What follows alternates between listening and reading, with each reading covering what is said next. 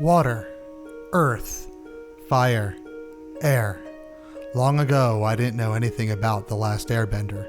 Then, everything changed when my best friend said, let's do a podcast.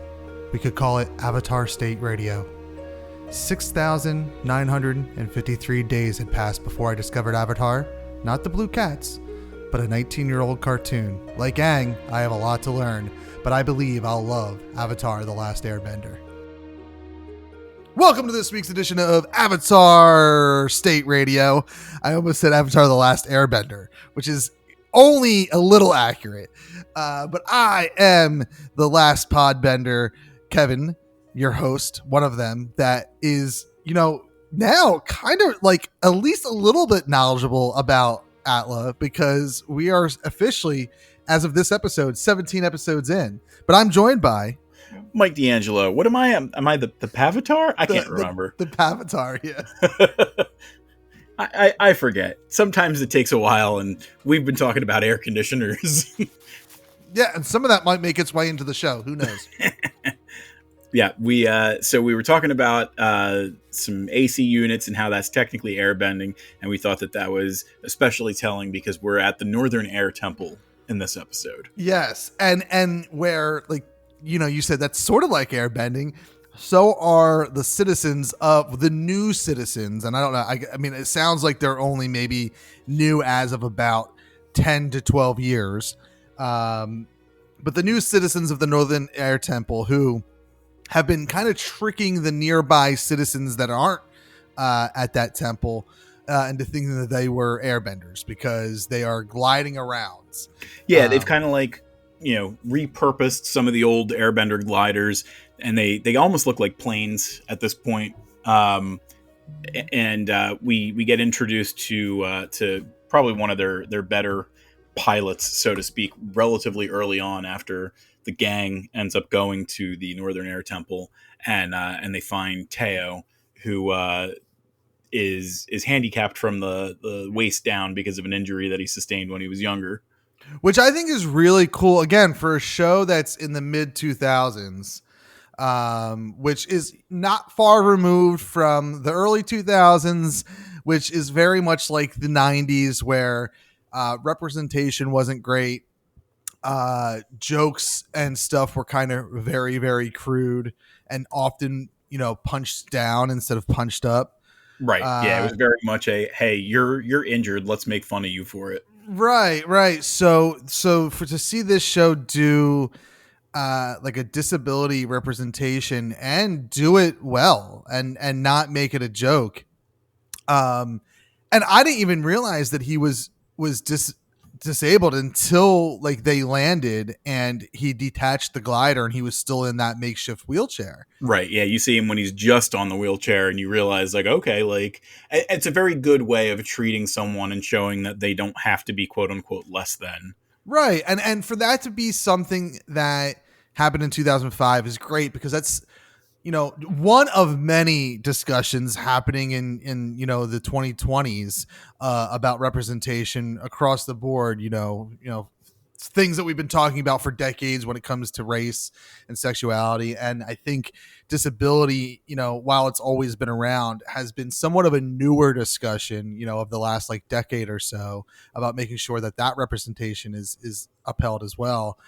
So it's just, I when I saw that, like, that was one of my major notes, is like, that's so cool that this show, and I think we've said this before, just seems so far ahead of its time, for being a 2005 show. Right. I think, and that's maybe why it has some lasting power too, because you can watch it as though it just came out yesterday. I think the only thing that, like, you'll notice, like, going forward with the Avatar universe is the kids are very clearly played by, your average white people. Right. And a lot of these people from the Fire Nation, the Earth Nation, every real, nation, this world is very much your Eastern influenced, or maybe like Native American, Native, right.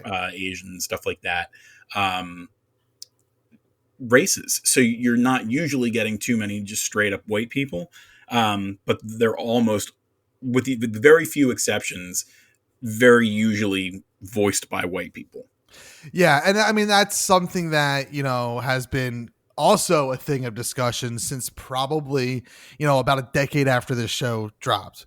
The like Hank Azaria stopped voicing Apu. Um, there was, I forget his name, but there was another Simpsons actor who voiced many characters. One of them being the doctor, Dr. Hibbert, I think his name is. Yeah. But the black doctor, but he was an old white guy doing the voice. Well, I mean, I guess he was a young white guy when he started, but Right. Well, and it travels through to like Big Mouth as well. Like the actress who originally played Missy yeah, was white, and now they have a black actress who plays her. Who I mean, I can't even tell the difference. And the new actress that they got is I mean, she's very qualified. She does a lot of cool things. So to get her in and doing that voice is pretty fun. But it's a strange thing to see, and especially, I mean, these kids have all grown up, and with very few exceptions, I'm thinking the younger people who played. Well, I don't know, because you've got Zuko. Jack DeCina still sounds the same. Like he's got a character in Dragon Prince who very much sounds just like Sokka. Like it doesn't sound like he's aged up at all. I would imagine that Zach Tyler Eisen, who plays Aang, probably right. would have had a harder time reprising that role. But all that to say, they're going to do an older Avatar series or movie or something like that, and they're not going to have any of the old actors. And to some people, that's like sacrilege. Like it's not like I don't know. It's tough because you didn't specifically write the characters to be at the time voiced by a specific a person of a specific race. So like in some ways, you're losing that character by losing the voice actor. Right. It is a tricky thing to talk about, especially as two white guys. Right. But I'm spicy white. I'm Italian. my feeling on it is that first and foremost, if representation is important, and if this is for the betterment of that, I think it's a good thing. B, if the original actor, which most of the time they're all on board with it, they all understand, and maybe that's just PR, who knows? But I mentioned Hank Azaria, and I think his name was Larry something, but the guy who voiced the Black Doctor and Simpsons Herbert, or whatever, they were both, their quotes were greatly misconstrued for print and headlines to make it sound like they were upset about it. But often if you dig deeper into that full interview, they are very much on board with stepping away because they're not losing a job. The one thing with voice work is that typically you're voicing more than one character. Right. And in the case of Hank Azaria, he was voicing, we're going on a tangent and I apologize, but we're going to keep it up. He was voicing Mo, Chief Wiggum, the comic book guy, Snake, Professor Frink, and then a couple of other people who were of color as well. Right. And same thing with the other guy who was voicing Dr. Hibbert. Like he voiced so many characters. So like they didn't lose a job. And chances are, like, I don't think you necessarily get paid more when you're voicing unless they're like, I guess, like, big name characters. But I think they're like, this is what you get paid per episode, no matter how many voices you get, or like, I don't know. There is like some weird rule that I read once upon a time about like you for one rate you can voice up to like 3 or 4 characters per episode or something like that. Right. So like they're getting paid regardless of whether they're voicing that character or a different character. So if the actors are okay with it, then okay, that's reason number 2 why I'm on board. Yeah. I mean, you figure why not in that case? If you can understand and you can value the representation, then why not? Right. And it is, again, it sometimes it is weird to think about how like, well, oftentimes then it becomes these almost like that scene from Tropic Thunder with Robert Downey Jr., where it's like, okay, well now it's a black man imitating a white man who is imitating a black man. And like, that's kind of like, I see why people look at it that way and get angry and upset about it. I think you're wrong. I think you're foolish for getting upset about it. If that's your reason, it's one thing to be upset that like, oh man, like maybe something is going to be lost because like these original characters and voice actors aren't going to be paired together anymore. But to be upset for any other reason is just silly. Yeah. So I will say this: while I think it is a good idea for the voice actors to change, to be more representative of whatever you've got going on, I do think as well that the people who are taking up the role need to be able to pull off the voice that was being done before as close as possible. Yeah, no, I 100% agree with that. And this, I mean, and that's my expectation. Let's go to X-Men 97 as an example where, there are some actors who, we lost them before they started, recording X-Men 97. So new actors stepped into the role, and my expectation is that you sound as close as possible to the original Cyclops or the original, whoever.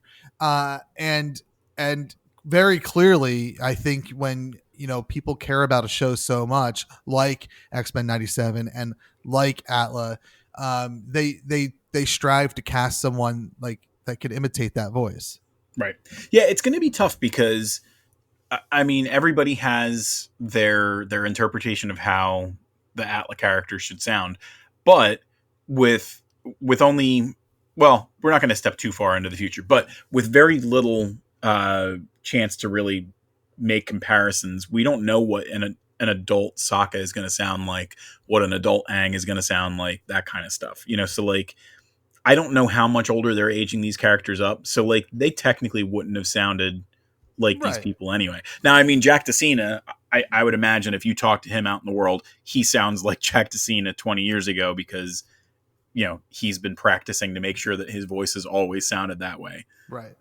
And I mean, yeah, you think about like when we were 12 to 16 years old, like maybe 16, maybe I sound like a gruffer version of 16, but like I don't sound like the way I did when I was 12 at all. Right.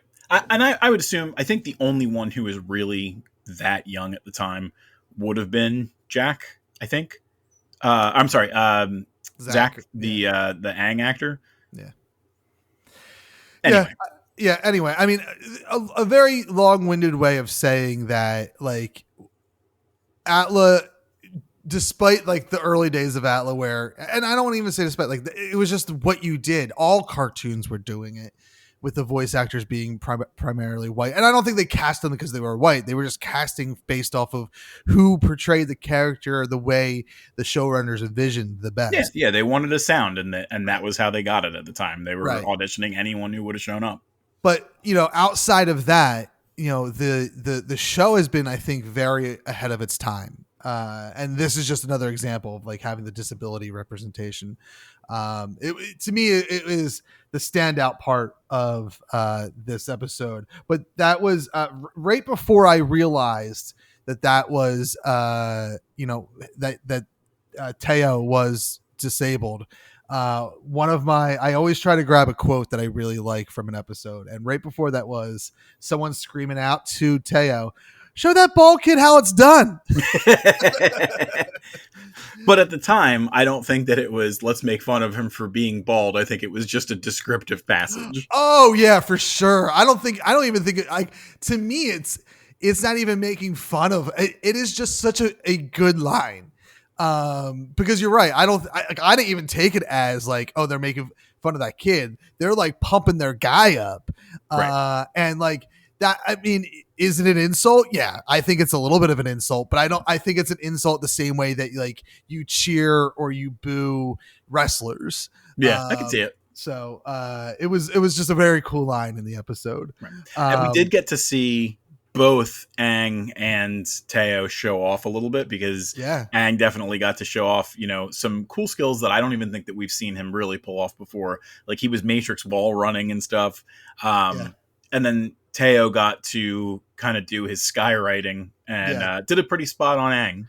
Yeah. One that, I mean, that's definitely, I feel like a meme, or at least like they like, I don't know if that specific scene is a meme, but like that image of Aang's face, I have seen out in the world before. Don't you like that? Like watching a show like years after the memes have already like hit Yeah. the zeitgeist, and you're like, oh, I get it now. Yes. But and what I, this episode was very much,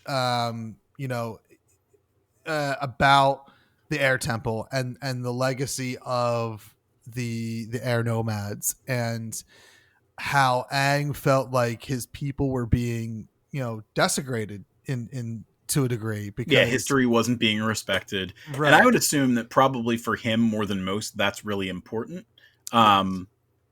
Especially being that he's the last of them at this point. Right. I think even if he wasn't the last airbender, I think he would still feel the same way, because, we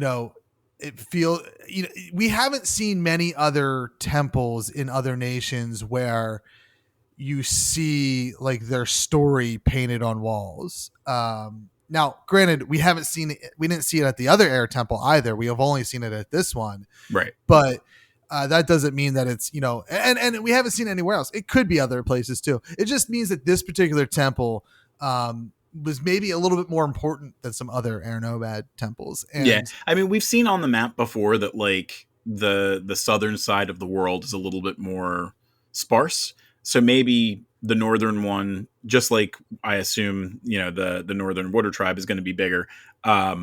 We get to see what I assume is a bigger temple. I would figure the southern air temple was also smaller than this one based on what we've seen.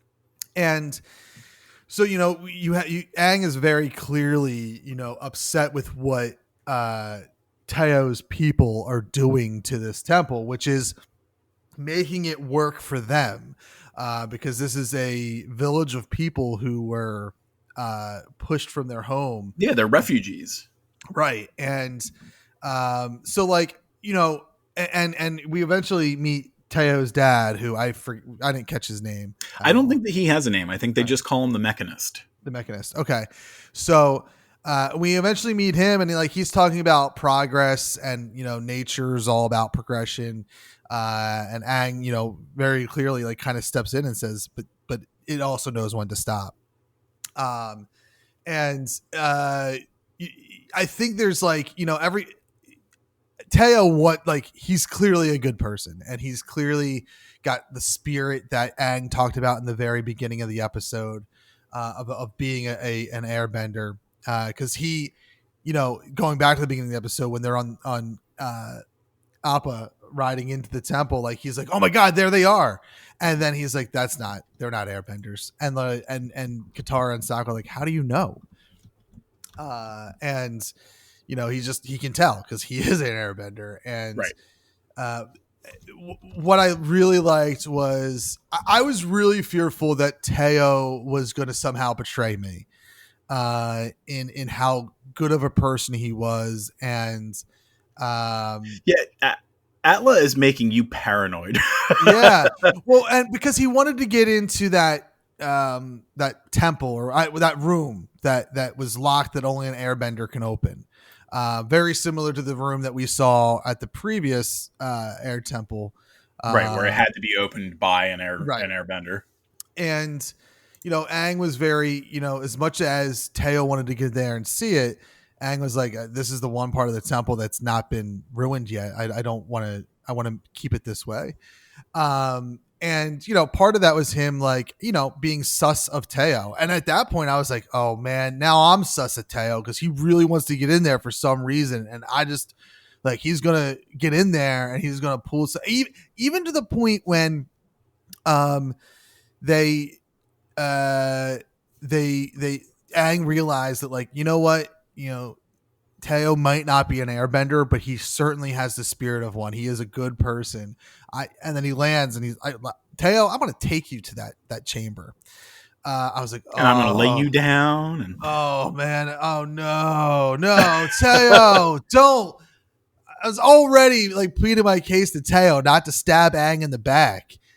Which is really funny because there's nothing in Taeo that's like that. No, but it's the way the show has me feeling now is that there's, I don't know. There was just something very about the way he wanted to get in there, and it was just a kid being disappointed. That's all it was at the end of the day. I think it was curiosity, probably brought on by the fact that his dad is curious and experiments and stuff like that too. Like both of them, I would assume, have like an insatiable thirst for knowledge.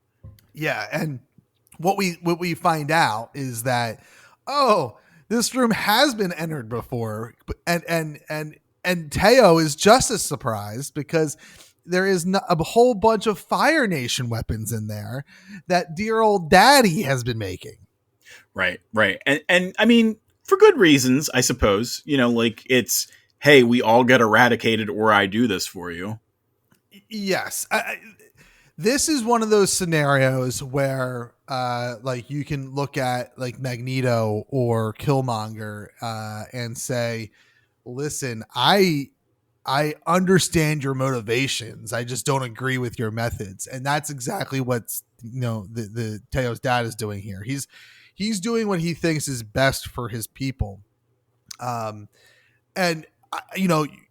I think most of us would be hard pressed to say we would do something different if we were in his situation. Yeah, because if it was just me and like, hey, my principles are the only thing that, that are getting in the way of things. And I'm like, all right, I can die. It's okay. Right.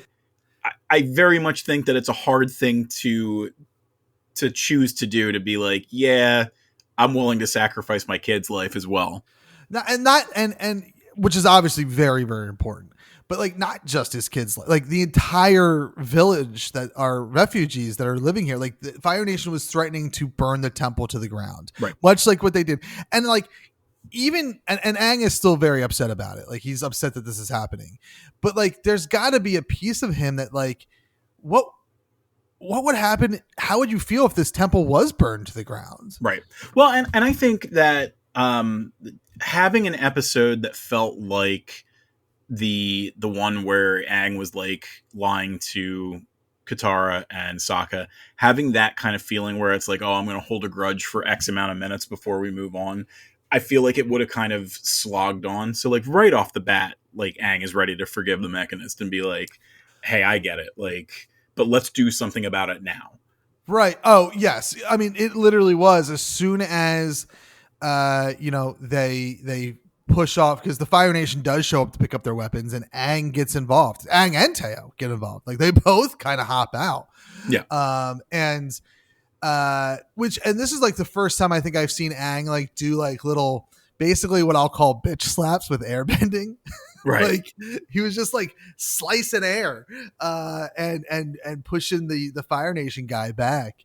And it's and almost immediately you're right, like when they're coming up with a plan to battle the Fire Nation, which is all based on the fact that like, hey, we got the sky, like we have the advantage here. And Taeo's dad shows up and says, well, I want to help and I want to help do the right thing. You're right. Aang, I think, very quickly realized that, like, he was literally, whatever he did was the wrong choice or the right choice, depending how you look at it, or the right choice. Like, there was no good choice. Right. What's been done is done is the important factor here. Right. So, and then we get, and before we get to the battle, we'll rewind it a little bit, because at this point we can kind of go back. We know that the Mechanist is, a bit of an inventor. He likes to do experiments and everything like that. And him and Sokka get along real well. And you get to see Sokka with more of a mind than just fighting. He gets to be clever. We've seen some cleverness from Sokka before, but I think more than ever at this point we get to see some ingenuity from Sokka that we don't usually see. Yeah, for sure. Like we've seen him, be like the hero, or be the, like I'm not the crazy one. You all are the crazy. Like we've seen him be like the one that was thinking clearly. This may be, and then we also saw him like take control when he was doing the ice dodging or the rock dodging, I guess, in that scenario. But, we saw him be able to like command, but like this is him literally using his mind to resolve problems. Right. And there's a couple of them throughout the episode as well. Yeah. I mean, like he he's the guy that comes up with like, oh, when you smell rotten eggs, it's a gas leak, basically. Yep, Like, and that's 100% what they do in real life too. Like natural gas does not have that kind of smell, so they introduce that kind of sulfuric smell so that if you do smell something, you know that there's a problem. right. And you know, he solves the The hot air warship, balloons issue, yeah. the war balloon issue. And then when they run out of bombs, he solves that issue, which essentially saves the day for everyone, by using the fuel of the balloon to blow up part of the mountain and have the Fire Nation back away, because the well, okay, I'm getting a little ahead of myself with this battle, because I also want to touch on the fact that Katara did some gliding. Yeah. So she definitely had a fear to get into that, but she was able to go from gliding at the temple to being on Appa during the battle and doing some practice there, and helping rearm the refugees and everything, to gliding during the battle for however long. Right. And she finally got to feel a little bit of what like being an airbender was like, almost. And she took it to gliding just as easily as Aang took to bending water. Yeah. Yeah, she did a really good job. But so and we kind of spoiled the battle already, but if we're on episode 17 of 20, I think, this season. So I don't think it's a spoiler that the good guys won, but but the battle begins. The glider, and Aang and everybody, they're like doing really well with their stink bombs, their slime bombs. I mean, there were some explosive bombs too, but like again, thanks to Taeo's dad, like these inventions of his creating these different kinds of bombs that serve different purposes. Yeah, it was like a kid show friendly way of handling the situation. And I even having watched this before, I had forgotten about the spider tanks, we'll call them. They were really cool. I really liked those tanks. And I mean, we've seen like the Fire Nation ships are relatively, they're relatively modern, quote unquote, compared to like the ships that we see the Water Nation have, right. And other boats that we've seen in the series and everything. It's very much like steam powered age versus, hey, let's just travel with sails. But I think at this point, I don't think that we've seen anything quite to the level of these tanks.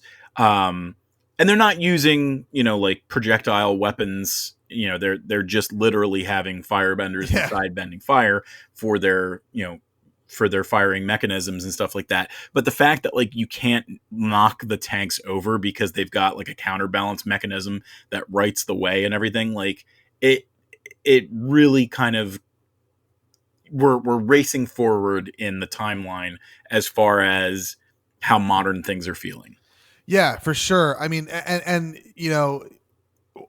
right or wrong with the Fire Nation, being as powerful as they are, it does feel like that they are responsible for like the advancements in technology again, right?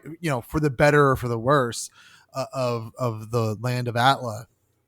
Yeah, you figure if you're a normal person, like it's good to have this technology available to you because you can kind of keep up with one of the various benders and things like that. Right. You hope that every bender that you come across is going to have, a sense of balance and want nothing but good for the world, but that's not always the case. Right. It's kind of like Batman always having a plan for the rest of the Justice League. He knows he has a file on every single one of them, and he knows how to take them down in case they go rogue. And these tanks are counterbalanced by water, which, as soon as Katara hears that, she's like, all right, Taeo, get me down there, because now it's her time to shine. And she's really able to like help kind of put a stop to it. Appa gets involved and like, headbutts a tank. And it ultimately becomes too much because they are severely outnumbered. Oh yeah. Yeah. She got I mean, everybody, Team Good Guy, had a chance to shine pretty much. And then you pull the camera back and you see there's still like 20 of those tanks and just platoons, battalions of Fire Nation infantry who are ready to move forward. Which is crazy to think about. Looking to the future with the next episode, but and so yeah, they're. I mean, they are outnumbered, outgunned. They're out of bombs. Then finally, we already talked about what Sokka did, but Sokka finally comes. It's his time to shine. And the gas leak, everything that kind of led up to Sokka being in this moment has like returned and it's come full circle. The gas leak, they're able to blow up the mountain. The Fire Nation retreats. It coalesced in a very nice way. Right. And ultimately, and Aang, and obviously the war balloon is going down because they don't have a fuel source anymore. Aang and I guess, was it just Aang or was it Aang and Taeo that went and saved Sokka and Taeo's dad? You know what? I can't remember. I feel like it would have been both of them because Taeo certainly had he had some skin in the game with his dad. Right. It feels like it should have been both of them, but in my head, I think it was just Aang. And Aang would have realistically been the only one who could do anything. So right. But Aang saves them, and ultimately Aang is happy that like people have found a home here. I'm sure he's still upset that it's the history and the like religious aspects of it are being ruined. But ultimately, like he comes to the conclusion that like I'm glad this place is being used as a home. Right, it's like the hermit crab reference. Yes. Which is something we didn't even really touch on when they were walking down to like the part of the temple that hasn't been ruined yet, where the Fire Nation weapons were being made. Before we know that's what's happening, Taeo makes a great point that like, listen, not everything has changed. Like these creatures that are here are direct descendants from the creatures that were here 100 years ago. And Katara tries to like build off of that to make Aang feel better and saying, yeah, like they kind of carry on the history of this place. Yeah.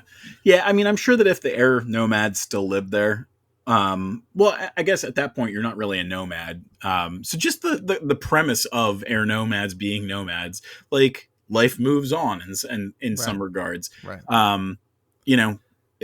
But they probably would have been happy to see that someone found peace and refuge there as well.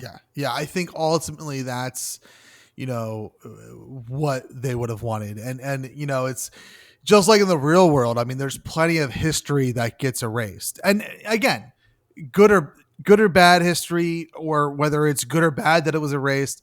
Like, you hope that if it's going to physically get erased, that somehow it's being recorded in another physical means or something. But and obviously in this scenario, it's a little bit more heartbreaking because it is history that is, not necessarily like it's been ruined and there's no other version of that history somewhere other than, the bits and pieces you're seeing that haven't been broken yet. Yeah. I actually kind of find it hard to believe that no one amongst the refugees would have been like, whoa, there are no more of these people. Let's try and get some information down before we do any of this. And I mean, maybe between the lines, something of that was there, but we're dialing this into a 22-minute episode and we're just kind of trying to get elements of this out there. I feel like, it's trying to tell just one piece of a story, and as rich as the world of Avatar is, maybe they didn't have the chance to dive in as much as they would have otherwise. Right. And, there's always no story is complete. There's a lot of in between the lines stuff that is up to the viewer, the reader, however you're digesting this media to like kind of fill in the gaps and put your own twist to the story in it. So that, it's satisfying to you. Right. And then, this episode ends not great though. Yeah, we have all this nice stuff going on after the victory is had, but it definitely ends on a down note. Because one of the things, and I think it was Sokka that says, like kind of reiterates what Aang said earlier about like, well, as long as we have the air, the Fire Nation, can be beat. Well, you see Taeo's dad kind of slink. Now, I don't know if that was a telling nod that like this was kind of part of the plan, like to save the village was to look like he was going to defend it, and then it goes on, abandon that ship so the Fire Nation can get it, or was that a telling nod that like, oh God, that warship has crashed somewhere and anyone could find it, and not anyone finds it, the Fire Nation finds it. Right. I don't know necessarily that the Mechanist, because I didn't notice it in the episode, and I'm usually pretty tuned into those kind of things. I don't know that he would have known that it would have gone poorly, but I think it could have been a situation where just because they won this one time doesn't mean that long term the Fire Nation's not going to try again.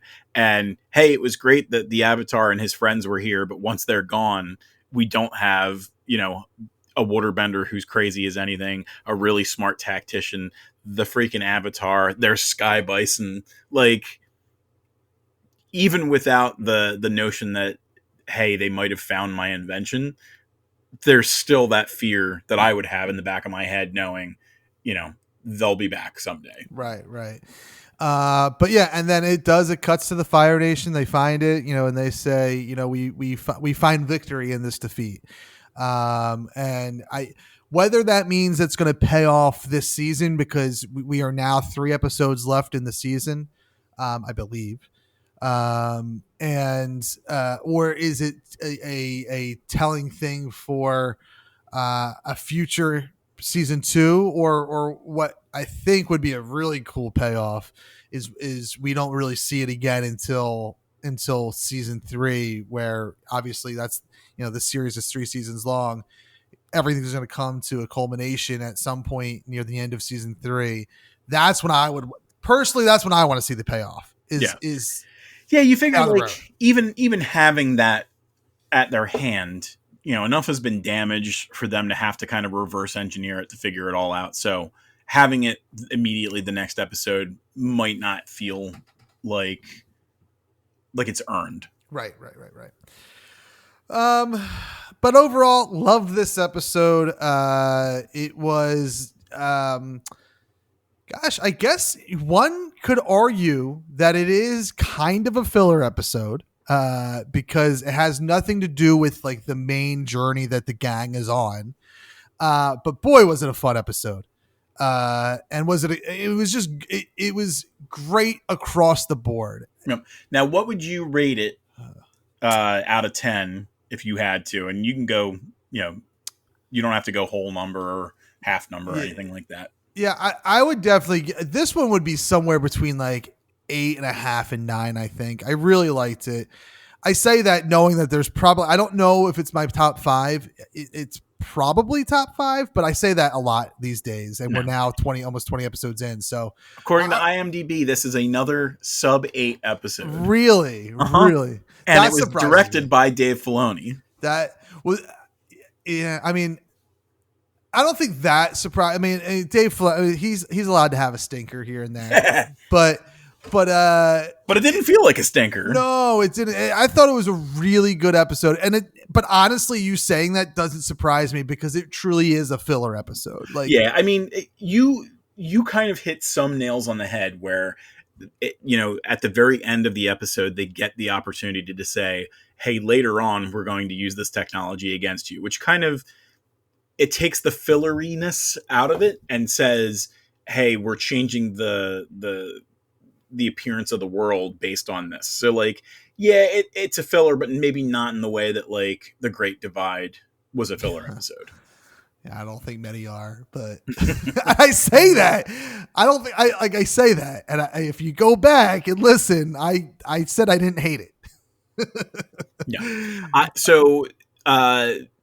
In line with the Great Divide, we had an actor who an actor who came back.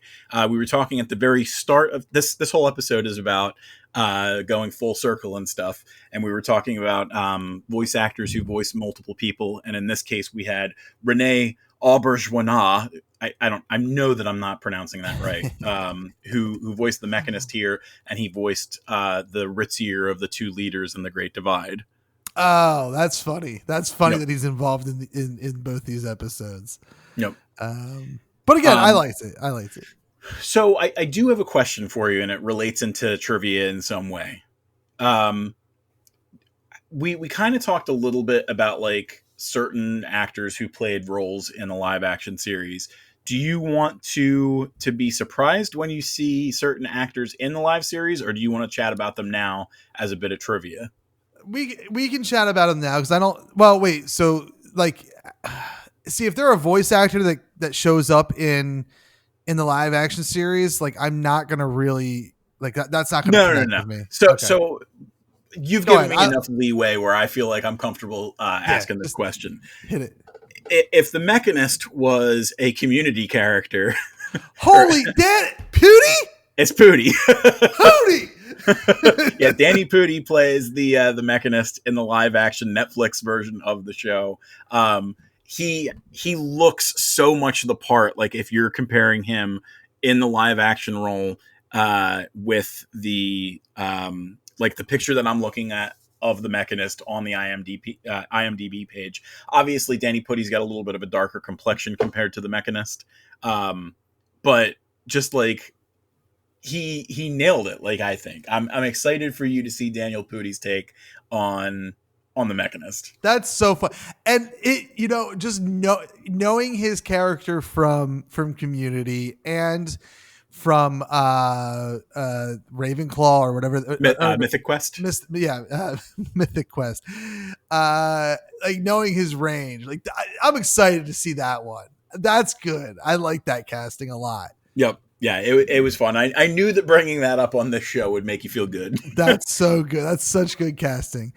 Any more trivia for this one? The only thing that I have is we already talked about the rotten eggs. They also mention in the various trivia things that I'm looking at, this is the temple where they held Sky Bison polo.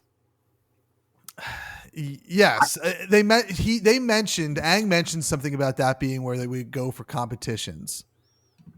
Yep. Of some sort. Yep. And it's kind of sad we don't get to see, it's just Appa. We don't get to see any Sky Bisons or anything like that. It is sad. Like, I mean, I think there were more lemurs than just Momo when we were at was it the Southern Air Temple? Yeah, or close by or something along those lines. Because, I do believe that we've seen them before.